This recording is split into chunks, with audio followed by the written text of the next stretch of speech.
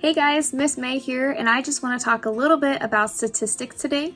Today, our topic is going to be how to differentiate between a biased sample of people and a representative sample of people. So when I say sample of people, we're talking about just a sample of the population. Because if I want to ask So when I say a sample, I'm talking about a group of the population. If I were to want to ask the whole entire school a question to know what the students like, I can't always go around and get every student to answer my survey. But one thing I can do is create a sample group, a diverse group, a representative group is what I want for the most accurate data in order to find out those likes and dislikes of the students. So what I'm going to do is I'm going to talk to you about the differences between biased and representative so that you are able to differentiate between the two.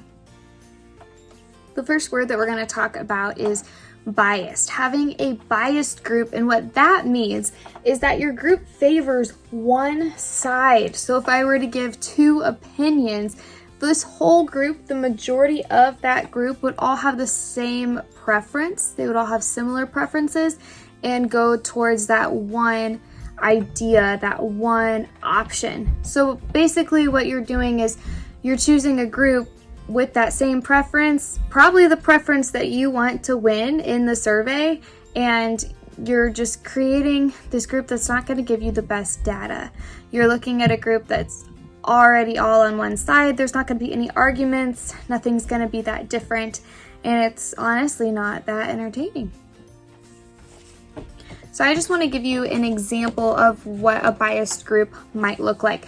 So let's say that the school is going to survey students in order to find out what their lunch preferences are. Now the school wants to know the lunch preferences of all the students from kindergarten all the way up to their senior year. So what this school does is they decide, okay, let's get together a group that we're going to survey, and they decide that the group is going to be 100 kindergartners. Okay, that would be a biased group because what the school wanted was to find out what kindergarten through 12th grade wants. But they're only asking 100 kindergartners? That's so biased. All the kindergartners are probably going to have about the same preferences. They're going to want the peanut butter and jelly and the mac and cheese. Now, what they need to do in order to have a representative group is spice it up a little bit, get a little bit of students from each grade, and that's how they can have a better sample group to do their survey with. The second group I want to talk about today is the representative group. Basically, this group is the complete opposite of the biased, and you have a variety of preferences.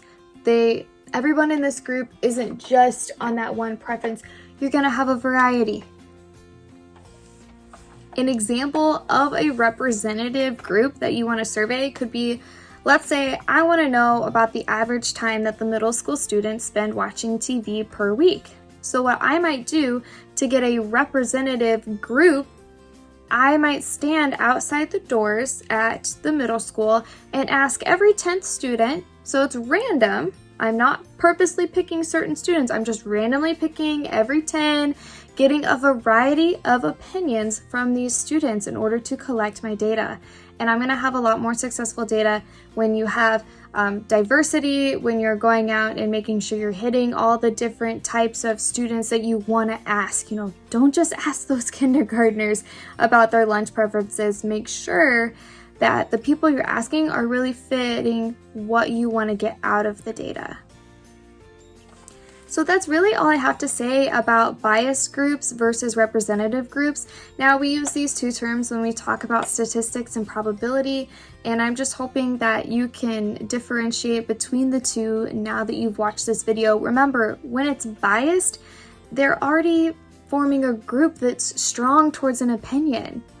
You're not going to get the greatest data. And when you have a representative group, you've got that more variety. You're representing the diversity of the population a little bit better. So just make sure anytime that you are conducting a survey that you're asking a variety of people. See ya!